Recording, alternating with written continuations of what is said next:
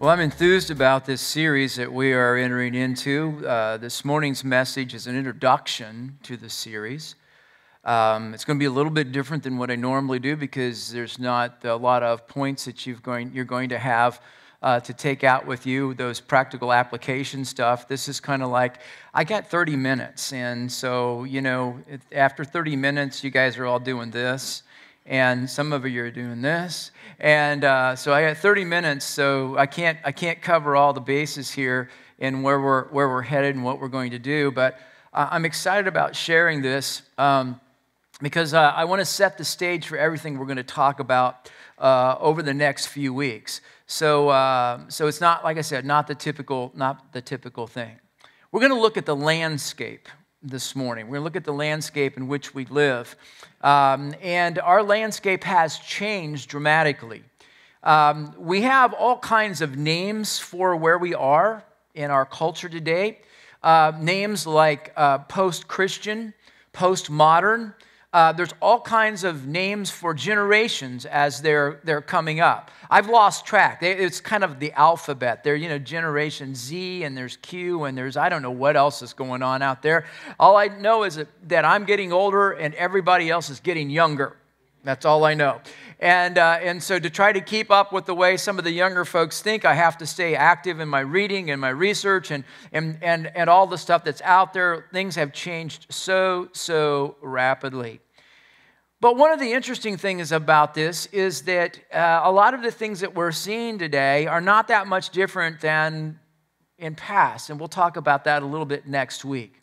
But what we face is the reality that the majority of churches in our nation and in Canada have plateaued and are dying. And among some of the churches which seem to be growing, not all of them are growing because they're reaching unconnected people. A lot of them are growing because church people are settling in and consolidating into a more vibrant setting. So all in all, this is not good news in the camp that's supposed to proclaim the good news, all right? So why am I enthused? Well, I still believe that Jesus matters, and I still believe that he makes a difference, and a positive difference, and a huge difference in our lives. At least he has for me, and I know he has for many of you as well, who count yourselves in terms of being a believer and a follower of Jesus. I believe that he makes us, as we like to say, better people. He makes us better at life, and he makes us help other people around us to be better. In other words, in a positive way, a positive influence. Now, I'm going to be honest. We haven't always done a real great job of that, and we're going to kind of hit on that a little bit today. We haven't done a real great job of that all the time. We've not been the greatest advertisement for Jesus, but I'm optimistic. I'm optimistic that we can be God's people, and we can be like the one we follow, which is Jesus. Now, so what's in this series? What can you expect? Well, if you're watching us live streaming, and I've been amazed that there's more people watching live streaming than I ever dreamed of. I just thought my mom was the only one that was watching. And so for those of you that's not my mom, I'm glad that you're with us. And Mom, how you doing? And so I've been kind of amazed as those things are feeding back to me, people I've never met, people that if you attend this church never have met yet before, but they're live stream. In fact, what was really cool is one of our ladies who's in her 80s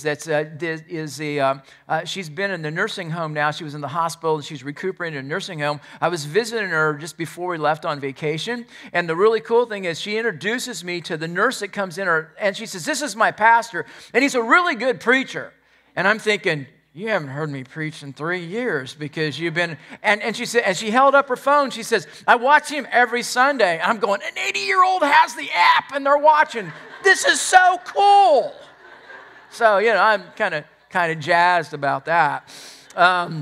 So I have to be really careful what I say, right? Because there's more people than you listening and all that kind of stuff. If you're a person that connects into the website and follows it and stuff, I just want you all to know that there's something in this series for each and every one of you. And I feel like this series can be informative to believers and help them understand the reasons some don't believe as we do, or some of your family members have stopped believing, or some of your friends have checked out. I believe that this series will also help those that are toying with the idea of what faith is and Jesus, and maybe this is all new to them, and how do you believe? I think this will help.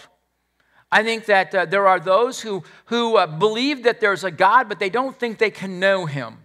I think that maybe this might kind of tweak them a little bit and cause them to realize that maybe it is possible to know God. And then there are those who just simply don't believe in God. And then I'm hoping that they find a reason to maybe reconsider. So the title, The Reason. So if we took a pair of binoculars, okay, and we looked over, I struggled with this. Is it a pair of binoculars or is it just binoculars? Have you ever asked that question? When I write things like this, this is what your pastor does. These are the intense questions that he asks of life. So we're just going to call them a pair of binoculars. So if you take a pair of binoculars and you look over the landscape of our country and community, this is what we would see. We would see a mass exodus from faith by the younger generations. Now, it's got a name for it. There's a name for this. It's called deconversions. Deconversions. People who once believed but don't do it any longer. What's interesting is, as I've read several authors, I follow several blogs and all of this kind of stuff, and I once in a while read these deconversion stories myself. And this is one of the things, one of the people that really is into this deconversion thing, that's really been studying it and is just almost obsessed with it, made this statement that he found that when it comes to deconversion, he's yet to meet anybody that quit believing because of Jesus. That it always was connected to something else. Now, that's both sad but hopeful, right? Okay? So, it's widespread. I've seen these stories. Actually, some of them come from former pastors who've been felt called of God to preach the gospel and preach the gospel maybe for months, maybe years, and all of a sudden they come to a point in their life and they no longer believe. Some have come from staff members that have been on staff at churches, and all of a sudden they come to the point where they don't believe anymore. It could be your young person that goes off to college and they get to college and they come against a professor who is both critical of the faith and so forth, and they make presentations and all of a sudden they find their world view of God coming undone. Or they come up against peer pressure in the college world and it becomes, it's unpackaged, so to speak. In other words, they bring in a child, they have child answers to mature questions, and those scholarly critics and those peers just kind of eat them alive. There's a deconversion of people who grapple with the challenges of real life, challenges that have destroyed their understanding of a God and a belief in God, questions like suffering and hatred and famine and war. You see, some are angry at God, the God figure who didn't come through for them. Some are depressed because they found out that the tooth fairy isn't real.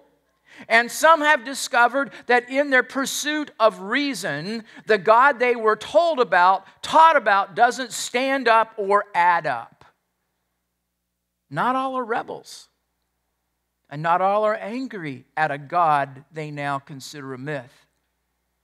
They've settled into a I don't care, I'm not interested mode.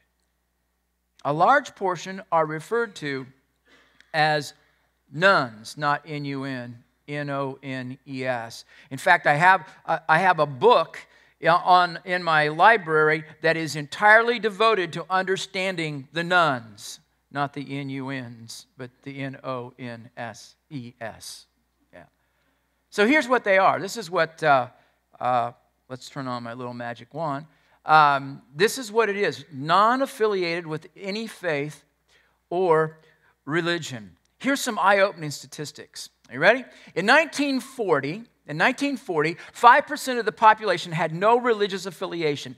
55 years later, keep that in your mind, 1940, 55 years later, we're in the 1990s, all right? That percentage had increased by 8.1%, and for all of you math whizzes, it had increased to 8.1%, so all you math whizzes, that's 3.1% over a 50-year period of time.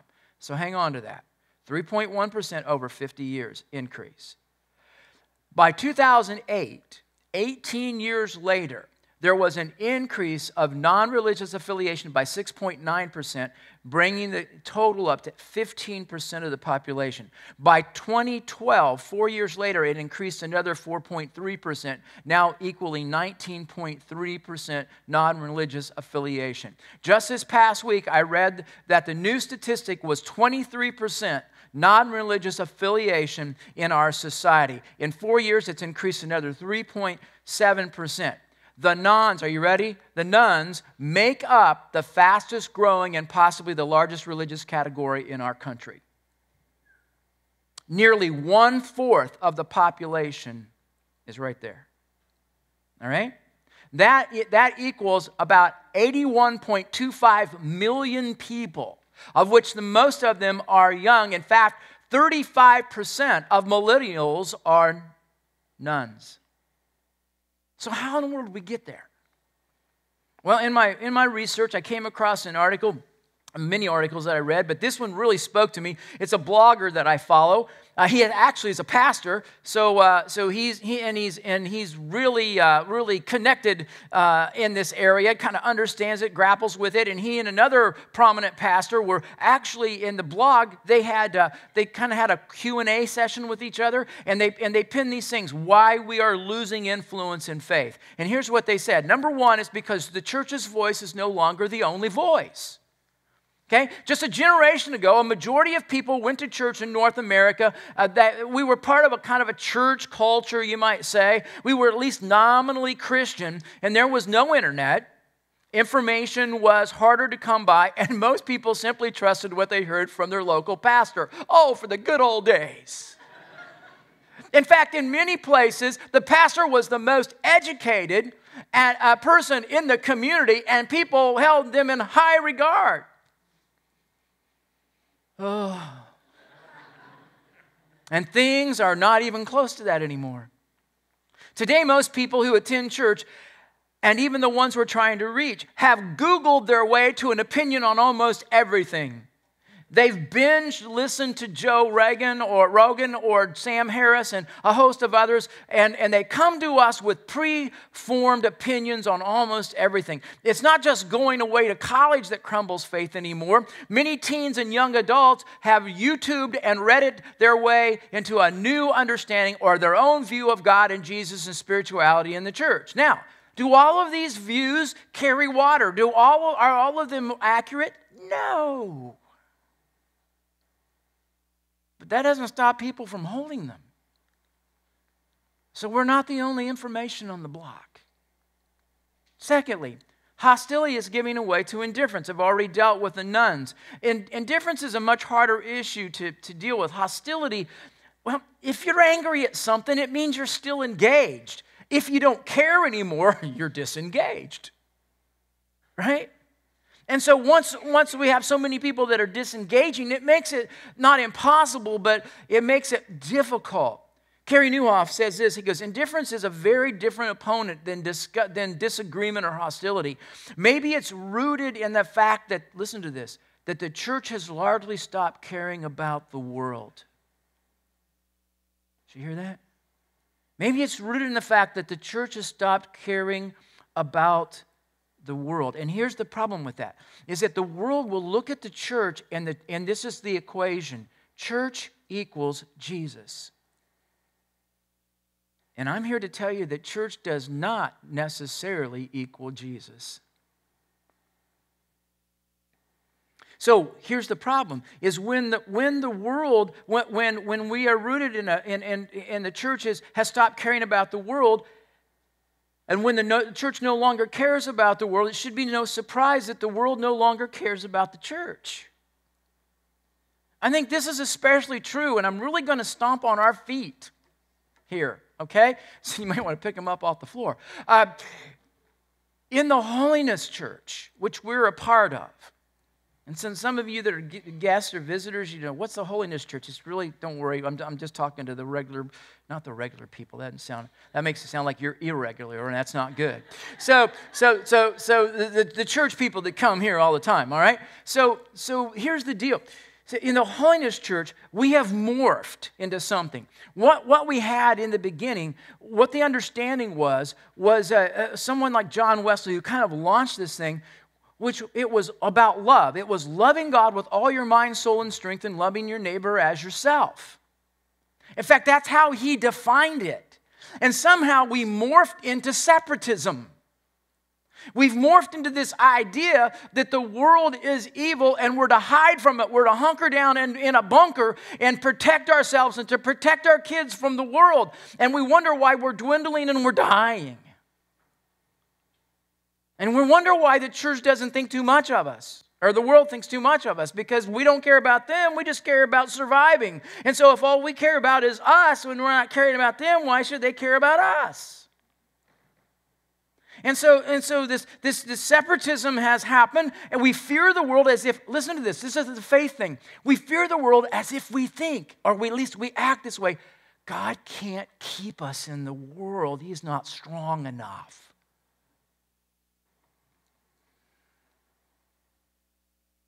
And then we create our own little pietism that's very self-centered. Thirdly, people are looking for love, not judgment. A lot of Christians are upset with the cultural changes that have happened in the last decade. In fact, that's where fundamentalism comes in. Fundamentalism, here's a really simple definition of fundamentalism. They've changed it. Reject it. The world's changing. They have the internet. We need to develop a theological statement that says that the internet is evil and everybody ought to stay off of it. Facebook is of the devil. Stay off of it. There may be some truth to that. Anyway,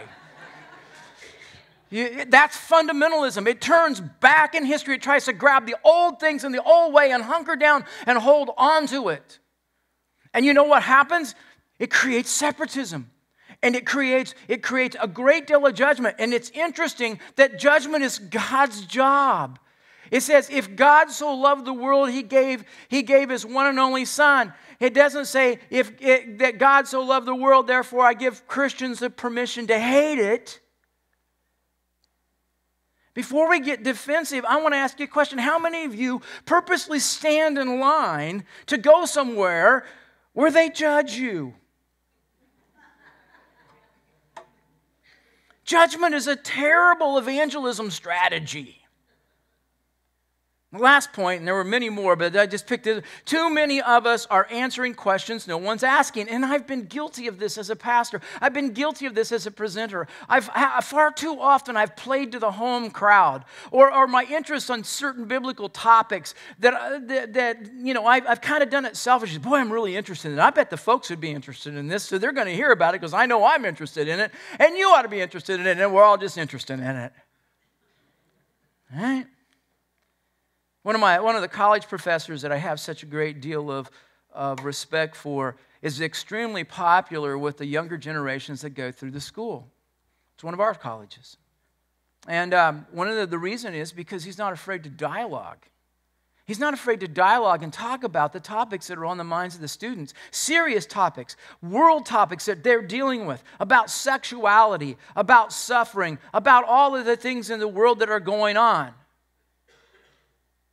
The church's response to this, or how do we deal with that? He will sit down and dialogue. And because he will dialogue, there are those within our denomination that call him a liberal or a compromiser. Oh, I got to tell you this. This is really cool. So I'm on a motorcycle ride one time, and I'm going through Tennessee. This has nothing to do with the sermon, but it just came to my mind. So we're going down this highway, weaving down these really cool motorcycle roads, just weaving around, and we come up and we pass this church. You know what the name of the church was? The Compromising Church. I wanted to stop. I thought, this is a place to go, right? Well, that was really cool. I have no idea. I said compromise and it came. Okay. So Neuhoff writes this. He says, so many preachers are still covering the what of Christianity, which is important, but ignoring the so what. In other words, it's one thing to have information, but it's another thing to say, how does this apply to me? How does this make a difference in my life? Those kinds of things. So in every area of our communication, we should be drilling down on core issues and so forth. Let me sum it up this way. John O'Sullivan, he's an editor for National Review, and he defined post-Christianity this way. This is where we are in our society. He says, a post-Christian society is not merely a society in which agnostics and atheism is the prevailing fundamental belief. It is a society rooted in the history, culture, and practices of Christianity, but in which the religious beliefs of Christianity have been either rejected or worse, forgotten. So, let's take our binoculars down now, okay? Because the landscape is a bit overwhelming, isn't it? I want to turn to a passage of Jesus' words this morning. In fact, we are going to camp out in 2 verses for weeks. You thought I could I could spend time and the woman at the well. Look out, we're doing 2 verses. We might be here this time next year. Okay? 2 verses we're going to camp out in. All right? Now, they come from the Gospel of John, and I need to kind of lay out, if you've grown up in the church, you know about John, but there may be those that don't know anything about John, and so you need to know a little bit about John.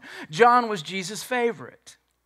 Okay, he had 12 disciples that hung out this kind of inner circle. He had 3 that he always took to special occasions, Peter, James, and John. And out of the 3, he liked John the best. And we know that because he's known as the beloved, but we also know it because Peter was jealous of him.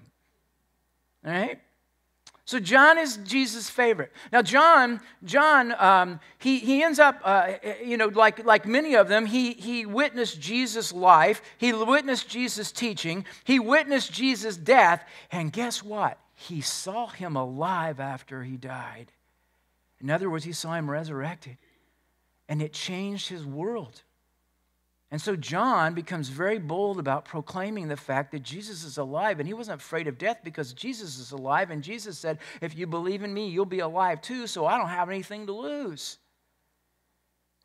And so John, over the years, time and time again, had told about the events that had happened in his experience with Jesus. He shared the feelings. He shared a lot of things. And probably hundreds and thousands of times over and over he shared these events.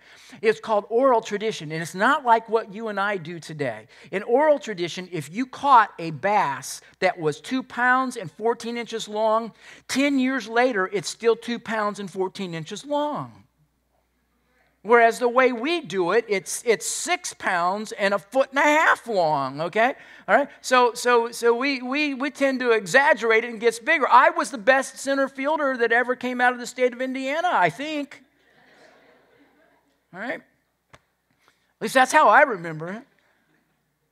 And I gave up a major league career to go into the pastorate. Okay, now we're gonna move on. That's lying. Anyway. So this is John. John is moved by God. He's getting old. He wants to write these things down to pass them on to next generations if he's not around. And so he's inspired by the Holy Spirit, and he writes about who Jesus is, not what necessarily all the things Jesus did. Matthew, Mark, and Luke wrote about a lot of what Jesus did, but John in particular wants people to understand who he was. Now, we come to an encounter in the 3rd chapter of his gospel, of his memoirs, and we come to this chapter, and we are introduced to a guy by the name of Nicodemus, and this is how he introduces him. He says, now there was a Pharisee, a man named Nicodemus, who was a member of the Jewish ruling council. Okay? So let's get a good picture of this guy because it really helps us to understand things. Because it's really fascinating what transpires. Nicodemus was a religious man. Nicodemus was also an expert in the Hebrew Scriptures. That's what we call the Old Testament. It's really the Old Covenant. So he's an expert in those scriptures.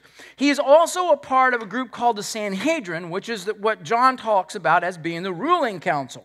Now, what that means for him is, and in this day, it was different than our day, this group of people, they not only passed judgment on the Old Testament or on the Old Covenant or on the Hebrew Scriptures, they not only taught about them, they not only instructed from them, they actually, the law was taken from them, and they were like attorneys or prosecutors and judges as well in that realm. And they also made political, policy.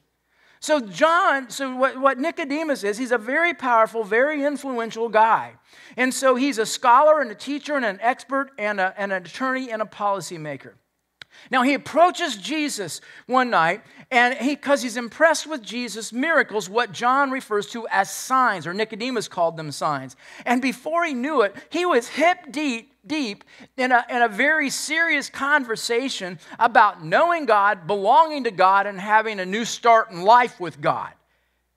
All right? And so what we see here is that you would think that Nicodemus would be all over this. I mean, this is right up his alley.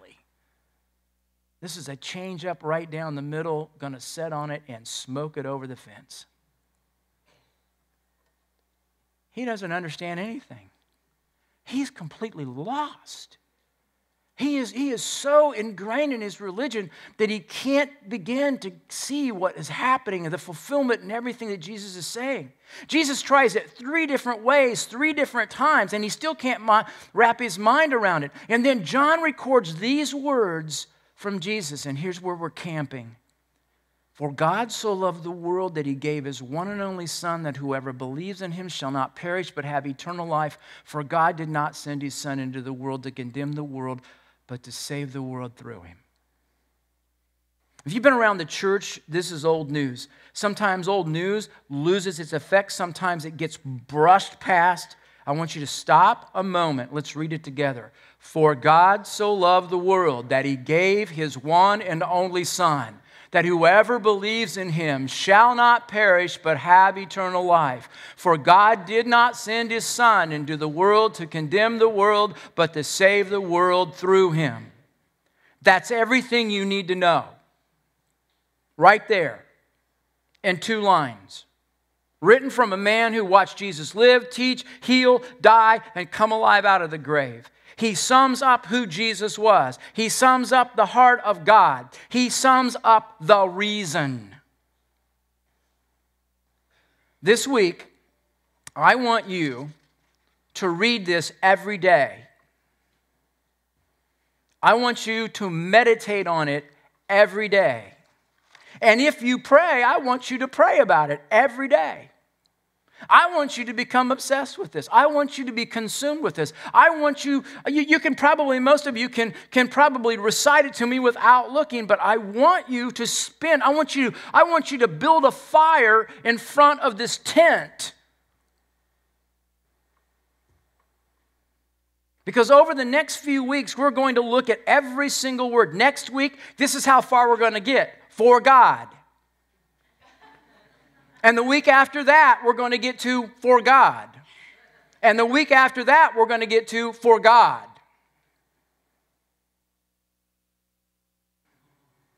I said we're going to camp. Because, you see, there is a voice in these 2 lines that can be heard above the noise of the internet. Can be heard above the noise of the instructing professor who feels that it's their job to disassemble faith, or the peer pressure, or the hopelessness and the complacency of the mind and the heart that's checked out and says, I just don't care. In these 2 lines, there is a love that reaches deeper than mere feelings, beyond chemical reactions, beyond pheromones, a love that touches the very soul of a person. It's transformative. In these 2 lines, there's an answer to the so what questions. There's a picture of God that can be known. And there's a thought that just maybe there is something beyond biology and chemistry and physics that determines things. In a world of reason, These two lines give us just that. The reason. Father, I ask that you would help us over the days to come as we walk through this together. That you would speak to our beings. That you would speak to our hearts. That you would open our minds. I pray for those that might be watching, or those that are setting in, that come every Sunday. Because I know that every Sunday, there are people that come every Sunday, and they struggle to grab it and experience it. Some think they've done way too much and it's just too late for them. And some, they're grappling with how can a God allow suffering and a loving God allow suffering. And some have gone into college or in high school and they've started in their science classes, and all of a sudden the story they learned when they were a kindergartner in Sunday school doesn't seem to add up. So they're beginning to question it all. But you are the God that put it all together. It was Paul, when he started off writing to Rome, those in Rome, he basically said, hey guys, look around you. Look at nature. Look at this world. Begin to conceive it. This is the thumbprint of the existence of God.